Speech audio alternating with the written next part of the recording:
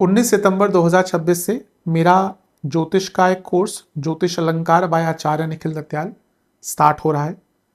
जो लोग ज्योतिष को बृहद तरीके से जानना चाहते हैं, बेसिक तरीके से जानना चाहते हैं और ज्योतिष में अपने बेसिक्स को बहुत स्ट्रॉन्ग करना चाहते हैं, क्योंकि बिना बेसिक्स के ज्योतिष नहीं की जा सकती, उनके लिए कोर्स बहुत अनिवार्य है। बहुत विस्तृत कोर्स मैंने बनाया है। जो लोग इंटरेस्टेड हैं ज्योतिष सीखने में ऑनलाइन मेरे द्वारा, वो इस नंबर 9211790270 इस नंबर पर व्हाट्सएप कर दें। आपको डिटेल भेज दी जाएगी पीडीएफ के द्वारा। तो जो लोग उस डिटेल में दी गई जो भी जानकारी है उसमें इंटरेस्टेड होंगे, वो कोर्स को ज्वाइन कर सकते हैं। ओम गणेशाय नमः। ओम नमः शिवाय। मैं निखिल ज्योतिषाचार्य आप सभी का मेरे चैनल पर पुनः स्वागत करता हूं। आशा करता हूं कि आप सभी स्वस्थ होंगे। महादेव की कृपा आप सभी पर सदैव बनी रहे। ये वीडियो कुंभ यानी कि एक्वेरियस के लिए बहुत विशेष है, क्योंकि वीडियो है अगस्त 2026 के मासिक राशिफल के बारे में। कैसा रहेगा अगस्त का महीना कुंभ के लिए। जो मेरा मासिक राशिफल होता है वो प्रमुखतः जीवन की जो मुख्य चीज़ें होती हैं उन पर आधारित होता है, जैसे कि सामान्य विश्लेषण, career, business, income, investment, love life, married life, students और सेहत। और इसके साथ ही वीडियो के अंत में मैं कुछ विशेष उपाय भी बताता हूं जिसके करने से महीने की सकारात्मकता में वृद्धि होती है। यदि आपकी लग्न राशि या चंद्र राशि कुंभ है, एक्वेरियस है, दोनों ही गाइडेंस के लिए दे सकते हैं। जहाँ से सूट और रिलेट आपको ज़्यादा करता है वहाँ से देखिए। व्यक्तिगत तौर पे मेरा मानना है लग्न से यदि आप देखते हैं तो अच्छा है। इनकेस नहीं पता है आपको अपनी लग्न राशि, तो आप अपनी चंद्र राशि से भी इसको देख सकते हैं। शुरू करते हैं इस अत्यंत महत्वपूर्ण राशिफल का सामान्य विश्लेषण के साथ। शुरू करते हैं सामान्य विश्लेषण से। इस महीने के प्रमुख गोचर, शुक्र का पहला गोचर होगा आपके अष्टम भाव में आ जाएंगे 1 तारीख को। 2 अगस्त को मंगल पंचम भाव में आ जाएंगे। 5 अगस्त को बुध कर्क में आ जाएंगे। 12 अगस्त को छठे घर में सूर्य ग्रहण। 17 अगस्त को सूर्य सिंह में यानी कि सप्तम भाव। 22 अगस्त को बुध जो यहाँ पे होंगे उनका दूसरा राशि परिवर्तन होगा, सप्तम में आ जाएंगे। और 28 अगस्त को आपके लग्न में ही ग्रहण लगेगा, चंद्र ग्रहण। शुरू करते हैं। लग्न में राहु है, थोड़ा सचेत रहें आने वाले 3-4 महीने के लिए, क्योंकि ये जो राहु हैं ये जाते जाते झटका दे सकते हैं। केतु जब लग्न में आते हैं तो बाधाएं देते हैं, लेकिन जाते जाते नई नई उम्मीदें दे जाते हैं। राहु का उल्टा है, राहु जाते जाते आपको कोई ऐसी प्रॉब्लम में डाल सकते हैं जो फिर आपको काफ़ी लंबे टाइम तक उससे जूझना पड़ सकता है। मैं बनाऊंगा इन पर अगले टॉपिक, शायद इन्हीं पर मैं बनाऊंगा। राहु केतु का जो अभी 4 महीने बचे हैं इसमें बहुत जो बदलाव वो ला सकते हैं उसकी हम चर्चा करेंगे। कहाँ अच्छा हो सकता है, कहाँ बुरा हो सकता है, इसकी चर्चा हम करेंगे। पहला गोचर शुक्र का होगा, थोड़ा नेगेटिव है क्योंकि नीच के हो रहे हैं और आपके योग कारक हैं, तो अनिश्चितता आएंगी जीवन में, थोड़ी सी अनिश्चितता आना शुरू होंगी, इस पर ध्यान दें। अगला गोचर, यहाँ पे काम भी आपके अटकेंगे। कुंभ के लिए देखिए योग कारक की स्थिति गोचर में बहुत इंपॉर्टेंट होती है, तो अगर योग कारक की स्थिति थोड़ी बिगड़ी है गोचर में तो थोड़ा नेगेटिव होता है। इसके बाद मंगल का गोचर होगा, पंचम में आ जाएंगे। अब क्योंकि वो तीसरे घर के स्वामी हैं, 10वें घर के स्वामी हैं, उनका पंचम में आना ठीक है। भले ही योग कारक अष्टम में है, लेकिन अपनी सूझबूझ से, अपनी चपलता से, अपनी वाक्य पटुता से, अपनी ऊर्जा से आप कई प्रॉब्लम्स को सॉल्व कर लेंगे। बुध का गोचर होगा 5 अगस्त को, छठे घर में गुरु सूर्य बुध की युति अच्छी है। अगेन ये प्रॉब्लम सॉल्वर है, युति है, कई प्रॉब्लम्स यहाँ पे सॉल्व होंगी। यहाँ पे सूर्य ग्रहण लग रहा है, जो भी छठे घर में लगना कोई बुरा नहीं होता। आई थिंक आपके लिए ये जो ग्रहण है ये आउट ऑफ द ब्लू कुछ नई अपॉर्चुनिटी ला सकता है। कोई लीगल काम हो, कोई पैसा फंसा हो, कार्य क्षेत्र में, बिजनेस में कुछ नहीं हो रहा हो, कोई लीगल काम, कोई पैसे का बहुत पुराना संबंधित कार्य जो बहुत ही अटक गया था वो पूर्ण हो सकता है। इसके बाद सूर्य का गोचर होगा जहां से स्थिति बदलेगी, क्योंकि आपके मार्केश हैं, अच्छे ग्रह नहीं है आपके लिए, वो सप्तम में केतु के साथ ग्रहण दोष में आ गए। यहां से बाधाएं आएंगी, यहां से हेल्थ इश्यूज आना स्टार्ट होंगे। इसके बाद बुध भी सप्तम में ही आ जाएंगे, बुध भी आपके अष्टमी से है, ये भी थोड़ा प्रॉब्लमेटिक है। आई थिंक कुंभ के लिए मैं कहूंगा कि महीने के मध्य के बाद से, यानी कि सूर्य के गोचर के आसपास से हेल्थ इश्यूज और अनसर्टेनिटीज बढ़ना शुरू होंगी। मैरिड लाइफ हो, जीवन हो, जीवन शैली हो, बैलेंस हो, जीवन का इमेज हो, सब पर प्रहार होगा। और अंततः योग जो पड़ रहा है वो है चंद्र ग्रहण योग, जिस पर पूर्णिमा पर चंद्र ग्रहण लगेगा आपके लग्न भाव में। अब देखिए लग्न को देखिए, यहाँ पे कुछ टाइम के लिए लग्न में छठे घर के स्वामी हैं जिन पर ग्रहण लग रहा है। लग्न को सूर्य देख रहे हैं जो आपके मारकेश हैं, और लग्न को अष्टमेश देख रहे हैं बुध। तो आई थिंक महीने के मध्य भाग से हेल्थ पर बहुत ध्यान दीजिएगा, क्योंकि हेल्थ की प्रॉब्लम्स यहाँ से निरंतरता के साथ दिख रही है। हेल्थ की प्रॉब्लम्स बहुत आएंगी अचानक से। इवन जो पहले रोग रह चुके हैं आपको, वही रोग यहाँ पर आपको दोबारा से तंग करेंगे। तो इन सब चीज़ों पर बहुत ध्यान देने की आवश्यकता है। ये महीना आपका जो महीने का लेट्स से कि जो मध्य भाग के बाद का समय है, उस पर ज़्यादा ध्यान दीजिएगा। विशेष प्रेडिक्शन, इस महीने होपफुल रहिएगा, क्योंकि कई बार ऐसी स्थिति आएगी कि आप थोड़े होपलेस हो जाएंगे, उससे बचना है। कोई बहुत बड़े ऑफर्स, कोई बहुत बड़े चेंजेस लाने की आवश्यकता नहीं है। राहु से थोड़ा बच के रहें। जो लोग पॉजिटिव आपको फील करवाते हैं उनके साथ समय बिताएं, पेशेंस रखें। और कहीं ना कहीं ये महीना ऐसा भी है जहाँ पर आपको अगर कोई जीवन में आपकी बाधा आ रही है, कोई रुकावट आ रही है, उसके लिए हेल्प मांगिए। ऐसा नहीं कि सब कुछ अपने आप ही कर लूँगा। आसपास लोग होते हैं, वो इन्हीं कार्यों के लिए होते हैं, इन्हीं को ठीक करने के लिए होते हैं, इन्हीं में हेल्प करने के लिए होते हैं। हाँ, ऑब्वियसली हमारी कोई प्रॉब्लम है, उसमें हर कोई व्यक्ति हर तरह से तो हेल्प नहीं कर सकता, पर मे बी एक इमोशनल अगर आपको हेल्प मिल जाए तो वो भी कभी कभी बहुत बड़ी चीज़ होती है। कोई व्यक्ति यही बोल दे कि भई मैं हूँ आपका साथ देने के लिए, वही बड़ी बात होती है। तो थोड़ा सा ऐसा लग रहा है कि आपको एक इमोशनल सपोर्ट की आवश्यकता है, तो ढूंढिए कोई भी व्यक्ति आपके आसपास हो जो ये प्रोवाइड कर सकता है, तो आपके लिए अच्छा रहेगा। मेरे हिसाब से ये महीना ऐसा है जहाँ पे आपको कई चीज़ों को ना री इवेल्युएट करना पड़ेगा। आई थिंक आने वाले समय में क्या क्या करना है, किस प्रकार से करना है, कहाँ पे अपनी ऊर्जा लगानी है, कहाँ नहीं लगानी है, उस पर विचार करना पड़ेगा। कुछ चीज़ें इनसे बहुत बचना है। सबसे प्रथम है कि आपको अपने आप को इग्नोर नहीं करना। आप अपने आप को बहुत इग्नोर कर रहे हैं। हर व्यक्ति के ऊपर ध्यान नहीं लगाना। कोई आपको आपकी ऊर्जा रेसिप्रोकेट नहीं कर रहा तो छोड़ दीजिए, उनको छोड़कर आगे बढ़िए। और सबसे महत्वपूर्ण चीज़ ये है कि अ, थोड़ा ईश्वर में ध्यान लगे, क्योंकि अगर इस महीने आपने ईश्वर में ध्यान नहीं लगाया, या वो जो भी तत्व है जो आपको ईश्वर से जोड़ता है, तो बहुत दिक्कत हो सकती है। मेरे हिसाब से एक ऐसा महीना है जहाँ पे you should start letting go of things, people, circumstances. यानी कि लोगों को, परिस्थितियों को छोड़ना, लेट गो करना शुरू कर दीजिए। बहुत अनिवार्यता उसके लिए दिख रही है। चलते हैं करियर की तरफ। जहाँ तक करियर की बात है, आपके 10वें घर के स्वामी मंगल इस महीने राशि बदलेंगे और वो अष्टम में आकर बैठ जाएंगे अपने स्थान से। लग्न से पंचम, 10वें से अष्टम। तो ये जॉब चेंज का बहुत अच्छा एक योग है। शुक्र का गोचर हो चुका होगा पहली तारीख को। योग कारक का भी अष्टम में जाना, लग्न से लाभ में जाना, जो लोग जॉब चेंज करना चाहते हैं उनके लिए अच्छा समय है।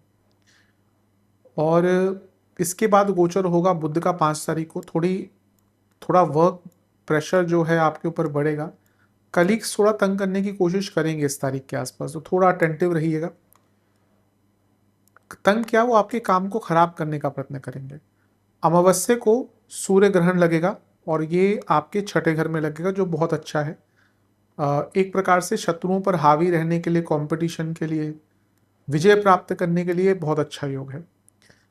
इसके बाद सूर्य का गोचर होगा। सूर्य सिंह में आकर बैठ जाएंगे, यानी कि आपके सप्तम भाव में। ये होगा 17 अगस्त को। ये भी एक प्रकार से आपके लिए ठीक ही है, कोई बहुत बुरी चीज़ नहीं है। ये एक ऐसा समय है जहाँ पर करियर के पॉइंट ऑफ व्यू से मैं कह रहा हूँ, क्योंकि सप्तमेश सप्तम में है। बाकी चीज़ों पर क्योंकि वो आपके मार्गेश में बुरा प्रभाव हो सकता है। हाँ, यहाँ पे वो ग्रहण दोष युक्त हैं, सूर्य केतु के साथ हैं। तो अगर इस गोचर के बाद आपका प्रमोशन होता है अगले 1 महीने में, तो मे बी वो प्रमोशन बहुत डिजायरेबल ना रहे, लेकिन प्रमोशन के योग बन जाते हैं। बुध भी यहीं पर आ जाएंगे आपके, ये भी ठीक ही है। बुध आपके अष्टमेश हैं और बुध आपके पंचमेश हैं। पुनः वो 10वें से अष्टम के स्वामी हैं। तो ये सारी चीज़ें अंकित करती हैं कि ये महीना जॉब चेंज का अच्छा है, इंडिकेशन आ रहा है जॉब चेंज का। बस महीने के अंत में जो चंद्र ग्रहण लग रहा है लग्न में, यहाँ पे थोड़ा अटेंटिव रहिएगा, क्योंकि महीने के अंत में कुछ आपकी गुडविल खराब होना, या आपका नाम खराब होना, या आपसे कुछ गलतियां हो जाना, ये दिखता है। क्योंकि वो छठे घर के स्वामी है, करियर से संबंध आ गया, तो यहाँ पे थोड़ी सी अनसर्टेनिटी महीने के अंत में दिख रही है, स्पेशली कुछ गलतियां। विशेष prediction, possibilities of job change बहुत हाई है इस महीने। जो भी आपसे ऊपर लोग हैं उनसे थोड़ा बनाकर रखिए इस महीने। सबसे महत्वपूर्ण चीज़ है कि अपनी गलतियों से सीखिए। आप बहुत अच्छा कर सकते हैं, लेकिन ऐसे मौके जहाँ पे चमकना होता है वहीं पर आप पीछे रह जाते हैं, ये गलती है। अपनी स्किल, आपका जो भी फोटे है, आपका जो भी एरिया है, उसमें अपनी स्किल को बहुत बढ़ाइए और कोई भी कार्य पोस्टपोन मत कीजिएगा, क्योंकि एक बार आपने कार्य टाला इस महीने, फिर उसके पीछे ही पूरे महीने भागते रहेंगे। अंडरस्टैंडिंग अपनी थोड़ी अपने कार्य क्षेत्र के बारे में बढ़ाएंगे तो अच्छा है, और कम बोलेंगे इस महीने तो और भी अच्छा रहेगा। वाणी के स्थान में वक्री शनि है, तो जितना ज़्यादा और फालतू की चीज़ें बोलेंगे ना, उतना ही, या जहाँ पर रिक्वायर्ड नहीं है वहाँ पर बोलेंगे तो फिर कन्फ्यूजन बढ़ती ही जाएगी। तो इन सब चीज़ों पर थोड़ा सा ध्यान दीजिएगा। बिजनेस की तरफ चलते हैं। सप्तम भाव में शुक्र है, जो पहले ही दिन राशि बदल देंगे। तो क्योंकि योग कारक है और सप्तम से अष्टम में जा रहे हैं, लेकिन नीच के हो रहे हैं, तो पैसा आएगा, काम बढ़ेगा, लेकिन अवरोधित रहेगा, यानी कि गति नहीं पकड़ पाएगा बिजनेस। 2 दिन 3 दिन लगा है कि सब कुछ अच्छा चल रहा है, फिर चौथे दिन जाकर काम अटक जाएगा। इसके बाद मंगल का गोचर होगा, और ठीक है, कोई बहुत बुरी अवस्था नहीं है। सप्तम से उपचय भाव में आए हैं तो थोड़ी गति ही प्रदान करवाएंगे। बुध छठे घर में आ जाएंगे। सप्तम से 12वें में 3 ग्रह लोन्स वगैरह के लिए, फंडिंग के लिए बहुत अच्छा होता है, तो ये समय बहुत अच्छा है। यहाँ पे अमावस्या योग पड़ेगा जिस दिन सूर्य ग्रहण लगेगा। कोई सरकारी बाधा है वो प्रॉब्लम दे सकती है, लेकिन अगर अगेन फॉर चेंजिंग कुछ आपको इन्वेस्टमेंट चाहिए, कोई कोर्ट केस चल रहा है उसको साझा करना, उसको सुलझाना है, उसका कुछ ना कुछ आपको उपाय निकालना है, बैठकर बातचीत करनी है, किसी से कोई क्लैशेस चल रहे हैं तो उसको सॉल्व किया जा सकता है। इवन अगर आप अपना बिजनेस कोई बेचना चाहते हैं, ऐसा होता है ना कि स्टार्टअप्स होते हैं वो पहले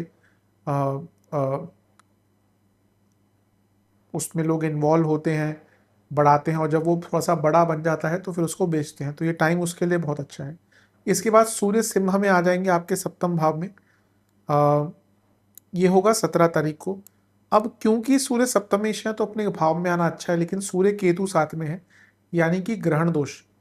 तो अगेन ये प्रॉब्लम, ये महीना ना थोड़ा सा, जो अगर कोई भी आपके गवर्नमेंट के इम्प्लीकेशंस बहुत हैं आपके बिजनेस में, तो उस पर बहुत काम कीजिए। बुध सिंह में आ जाएंगे, यानी कि सप्तम भाव में। अगेन ये अच्छा है, बुध का सप्तम में आना। सप्तम से धन और सप्तम से लाभ के स्वामी है, बहुत अच्छा है। और पूर्णिमा को चंद्र ग्रहण लगेगा, ये थोड़ा कष्टकारी, क्योंकि सप्तम से सप्तम यानी कि लग्न में लगेगा, तो महीने के अंत में बिजनेस में नुकसान हो सकता है। तो आई थिंक महीना थोड़ा अप्स एंड डाउन्स वाला तो दिख रहा है। विशेष प्रेडिक्शन, अपने बिजनेस पर विश्वास बढ़ाइए, फ्लो लाइए अपने बिजनेस में, और सबसे महत्वपूर्ण चीज़ ये है कि आपको अपने लिमिट्स को जानना है। ऐसा लगता है कि आप बहुत चीज़ें एक साथ ट्राई कर देते हैं, आपको लिमिट्स नहीं पता होती और फिर बाद में उसका खामियाजा भुगतते हैं। एक्सेप्टेंस ले आइए कि कहाँ पे आपको बदलना है। रीफ्रेम करने का, रीएनालाइज करने का, लॉसेस को समझने का, खर्चों को समझने का महीना बहुत अच्छा है। इन सब पर अगर आपने विचार किया तो बहुत चीज़ें क्लियर हो जाएंगी। इनकम, इन्वेस्टमेंट और एक्सपेंसेस। इनकम की जहाँ तक बात है, महीना ठीक ठाक है। आपके लाभेश, आपके धनेश उच्च के हैं बृहस्पति, वक्री हो रहे हैं शनि धन स्थान में, तो गति मनी की जो है ना, जो स्पेशली अपना काम करते हैं, थोड़ी अवरोधित रहेगी, लेकिन पैसा कमाने के योग है। इन्वेस्टमेंट शुरुआती 10 दिन कर सकते हैं, बीच के 10 दिन कर सकते हैं, अंतिम 10 दिन भी कर सकते हैं। इन्वेस्टमेंट के लिए महीना अच्छा है, बल्कि जो लोग सीखना चाहते हैं, नए इन्वेस्टर्स हैं, उनके लिए भी अच्छा है। खर्चों की जहाँ तक बात है, इन्वेस्टमेंट पर खर्चा होता हुआ दिख रहा है इस महीने। घर में बच्चे हैं तो उन पर खर्चा, सरकारी कार्यों पर बहुत खर्चा होता हुआ दिख रहा है, दवाइयों पर बहुत खर्चा होता हुआ दिख रहा है, धार्मिक चीज़ों पर, धार्मिक यात्राओं पर खर्चा होता हुआ दिख रहा है। महीने के शुरुआती भाग और अंतिम भाग में बहुत जर्नीज या बहुत अचानक से यात्राएं हो सकती हैं, क्रिएटिविटी पर, कुछ नया इंट्रोड्यूस करने पर अपने जीवन में। और महीने के अंत में अगेन बहुत सारे खर्चे एक साथ आ जाएंगे। कभी होता है ना कि एकदम एक साथ ही सारे खर्चे आ जाना, तो महीने के अंतिम भाग में थोड़े से दिख रहे हैं। प्रेम संबंध, love and relationship, no contact situation, 20 तारीख तक का समय बहुत अच्छा है। शॉर्टकट्स नहीं लेने, समझना है पहले। अगर थोड़ी सी बातचीत होती है तो बी प्रिपेयर्ड कि एक अच्छी कन्वर्सेशन हो सकती है। नई रिलेशनशिप के भी चांसेस हैं, बहुत डेस्परेट मत रहिएगा, लेकिन चांसेस हैं। शुक्र का अष्टम में जाना जो लोग रिलेशनशिप में हैं उनके लिए अनिश्चितता महीने के शुरुआत से ही लाएगा, क्योंकि कारक है, योग कारक भी हैं आपके, कारक रिलेशनशिप के हैं। पंचम में मंगल आ जाएंगे, 2 तारीख को लड़ाई झगड़े बढ़ेंगे। छठे घर में 3 ग्रहों का होना, पंचम से दूसरे में 5 तारीख को बुध का आना, यानी कि आर्ग्यूमेंट्स बढ़ेंगे। और यहीं पर अमावस्या, ऐसा लगता है कि अमावस्या और सूर्य ग्रहण के आसपास कोई बहुत भयंकर झगड़ा आप दोनों के बीच में हो सकता है, अटेंटिव रहें। इसके बाद बुध सिंह में आ जाएंगे, नहीं पहले सूर्य सिंह में आ जाएंगे। अब क्योंकि सिंह सप्तमेश है लेकिन आपके लिए बहुत अच्छे ग्रह नहीं है, जो लोग रिलेशनशिप से विवाह की तरफ बढ़ने जा रहे हैं या बढ़ना चाह रहे हैं उनको थोड़ा सा डाउट होगा। कभी कभी होता है ना कि जब शादी की तरफ बढ़ते हैं तो चीज़ें डाउटफुल हो जाती है, तो ये वैसा महीना है। और अंततः बुध का भी यहीं पे आना जो अष्टमेश है, ये फिर से डाउट क्रिएट करेगा। तो आई थिंक बहुत लोग जो लॉन्ग टर्म के बारे में अब सोच रहे हैं, प्लान कर रहे हैं, विचार कर रहे हैं, बहुत डाउटफुल हो जाएंगे इस महीने, जिसके कारण थोड़ी प्रॉब्लम्स आती हुई दिख रही है आप दोनों के बीच में। इस पर थोड़ा सा ध्यान दीजिएगा, थोड़ा सा काम कीजिएगा। महीने के अंत में अगेन चंद्र ग्रहण लग रहा है, अगेन सप्तम से सप्तम में लग्न में। तो जो लोग, जिन लोगों का रिलेशनशिप डाउटफुल है, they will have a lot of problems this month, क्योंकि समझ नहीं आएगा आप लोगों को कि कैसे चीज़ों को आगे बढ़ाएं। विशेष प्रेडिक्शन, पहले अपने आप को हील करिए, बहुत इमेजिनेशन मत करिए। अगर कभी कभी होता है कि कुछ टाइम रुक जाए या पार्टनर को टाइम दे, कभी कभी ऐसा भी देखा गया कि एक पार्टनर बहुत फोर्स करने लग जाता है कि भाई शादी की बात करनी हो, give them some time, give your partner some time. मैं कहूँगा इस महीने ना ही डिस्कस करें तो अच्छा है, चीज़ें आगे बेटर होंगी। मे बी केतु निकल जाए 2-3 महीने बाद, 3-4 महीने बाद जब निकल जाए, सूर्य में निकल जाएंगे अगले महीने, तो जब स्थिति थोड़ी अच्छी हो तब डिस्कस कीजिए, क्योंकि ऑब्वियसली अगर एक पार्टनर रेडी नहीं है तो उसके अपने कुछ कारण होंगे। तो अगर रिलेशनशिप लंबा है, you should give some time to your partner. ध्यान भाग भटकता हुआ दिख रहा है आपका, थोड़ा ध्यान अपना बनाकर रखिए। रिलेशनशिप में है देन ये चीज़ें सही नहीं होती। अगर आप रिलेशनशिप में आ रहे हैं, शादीशुदा जीवन में बंध रहे हैं, जो भी है, ये चीज़ें बहुत गलत हैं। चीटिंग, किसी और का इन्वॉल्वमेंट बहुत गलत है। आजकल तो नए कॉन्सेप्ट चल रहे हैं डेटिंग में, ओपन रिलेशनशिप, सिचुएशनशिप्स और पता नहीं कौन कौन सी शिप्स आ रही हैं। मैं गलत नहीं कह रहा, क्योंकि हर समय के साथ चीज़ें बदलती हैं, तो आजकल चीज़ें कॉम्प्लिकेट हैं, जो नई जनरेशन है। पर अगेन दैट्स वाई जो रिलेशनशिप की क्वालिटी है वो ख़राब होती जा रही है। तो आई थिंक इस प्रकार की जो चीज़ें हैं वो नहीं होनी चाहिए रिलेशनशिप में। तो यहाँ पे भी ऐसा दिखता है कि आपको थोड़ा स्टैंड लेना पड़ेगा, आपको अपने ध्यान को भटकने से थोड़ा सा रोकना है। वैवाहिक जीवन शुरू से ही प्रॉब्लम रहेगी, क्योंकि शुक्र अष्टम में आ जाएंगे, एक अनिश्चितता का भाव रहेगा। कारक हैं अष्टम में नीच के हो रहे हैं, तो अट्रैक्शन के, और ये शुक्र शनि से दृष्ट होंगे, अट्रैक्शन की कमी काफ़ी रहेगी। इंटीमेसी की प्रॉब्लम, विश्वास की प्रॉब्लम रहेगी। अगला गोचर मंगल का है, कोई बहुत डायरेक्ट इम्पैक्ट नहीं है। फिर बुध का जो गोचर होगा 5 तारीख को, यहाँ से प्रॉब्लम बढ़ेगी, क्योंकि सप्तम से छठे में ग्रहों का जमावड़ा लग रहा है और यहीं पर सूर्य ग्रहण भी लग जाएगा। तो इन लॉस के कारण, ईगो क्लैशेस के कारण भयंकर झगड़े होंगे 12 तारीख के बाद से। फिर जो स्थिति है वो भी बहुत अच्छी नहीं है, क्योंकि सूर्य सप्तम में आके ग्रहण दोष युक्त तो हो जाएंगे, सप्तमेश है, ग्रहण दोष सप्तम में लग रहा है, बनेगी नहीं इस महीने बाद। फिर बुध भी यहीं पे आ जाएंगे, अष्टमेश है, अनिश्चितता का माहौल। और जाते जाते महीना लग्न में ही चंद्र ग्रहण, यानी कि इमोशनल वल्नरेबिलिटी, ये महीना मैरिड लाइफ के लिए बहुत अच्छा नहीं है, थोड़ा ध्यान दें। विशेष प्रेडिक्शन, जो फाउंडेशन होती है वैवाहिक जीवन की, ट्रस्ट, स्नेह, आकर्षण, इन सब पर काम करें। जितना हो सके ऑनेस्ट रहिए अपने पार्टनर से, अपने आप से, और जितना हो सके अपने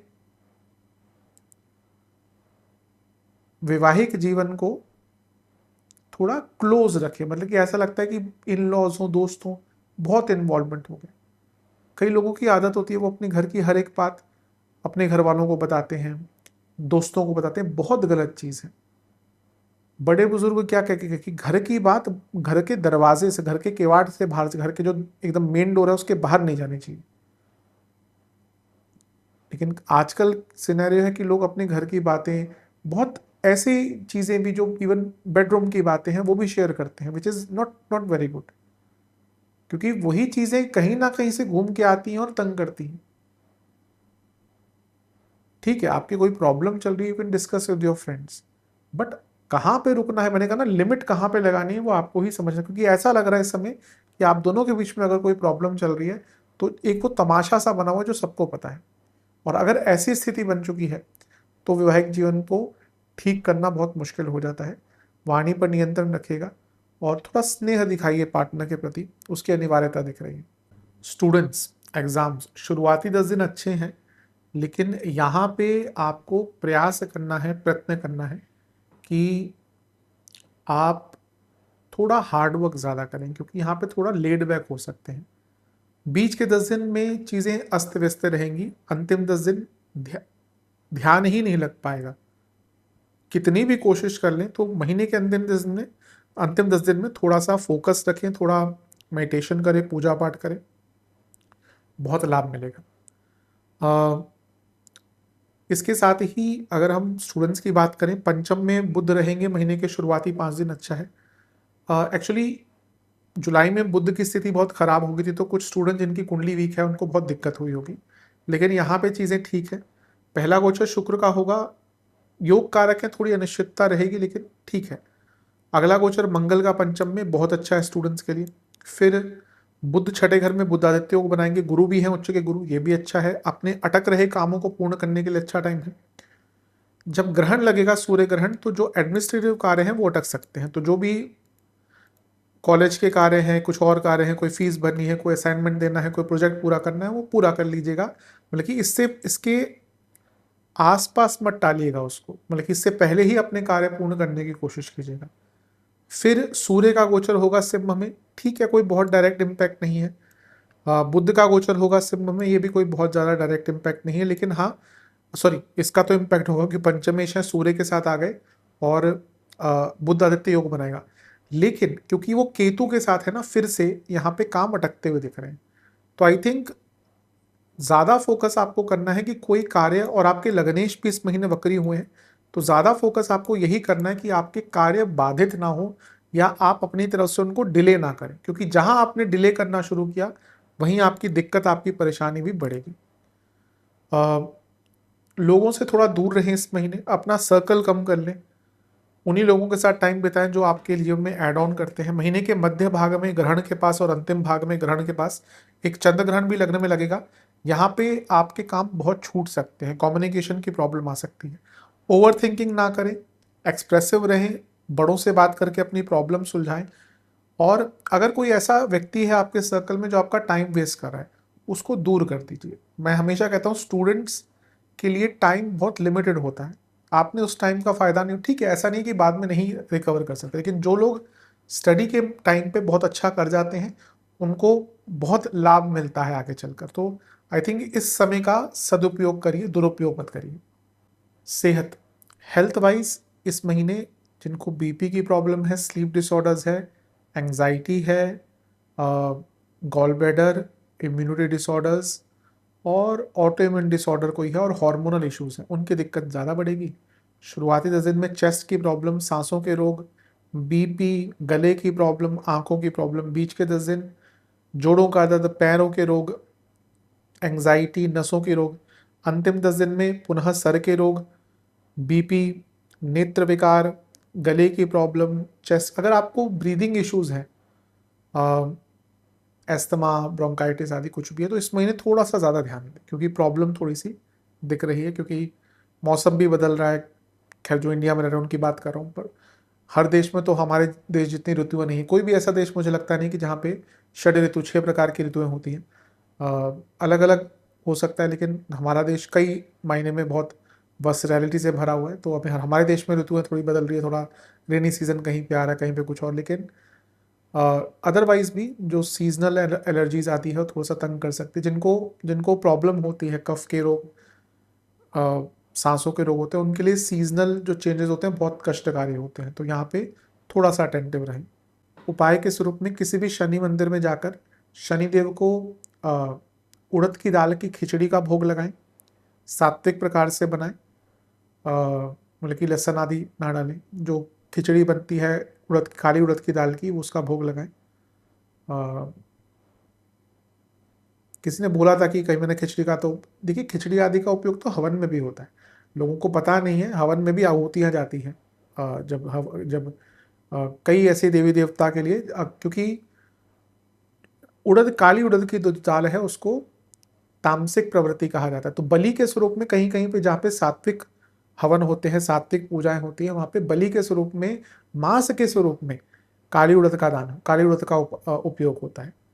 मैं हमेशा कहता हूँ कि कुछ लोग बलि प्रथा को बोलते हैं कि सही है, वो परंपराएं अलग हैं, लेकिन जो लोग सात्विक प्रकार से भी बलि देने जाते हैं उसमें काली जो उड़द है ना, जब हम उपयोग उसका कुछ पूजाओं में करते हैं तो बलि का स्वरूप होती है, क्योंकि उसको आयुर्वेद में काली उड़द की दाल को मांस कहा गया है। तो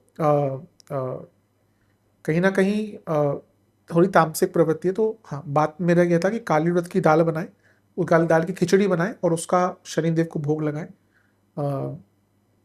एक घी का, एक तिल के तेल का, एक सरसों के तेल का दिया अर्पण करें। हर दिए में काली सरसों, पीली सरसों हो। ओम सूर्यपुत्राय नमः, ओम मंदाय नमः, इन दोनों मंत्रों का 108 108 जाप करें और हनुमान बाहुक का 2 बार पाठ करें। महादेव का गंगा जल, गुलाब जल, दूध मिलाकर अभिषेक करें। भस्म से विलेपन करें अगर भस्म मिल जाती है तो, और सफेद रंग का हार चढ़ाएं, फूलों का हार चढ़ाएं, खीर का भोग लगाएं और मंदिर में, महादेव के मंदिर में गुड़, चावल, घी दान करें। आशा करता हूँ वीडियो काम आएगी। चैनल पर नए सब्सक्राइब कीजिए, वीडियो को लाइक कीजिए। मिलता हूँ अगली वीडियो में, तब तक के लिए ओम नमः शिवाय।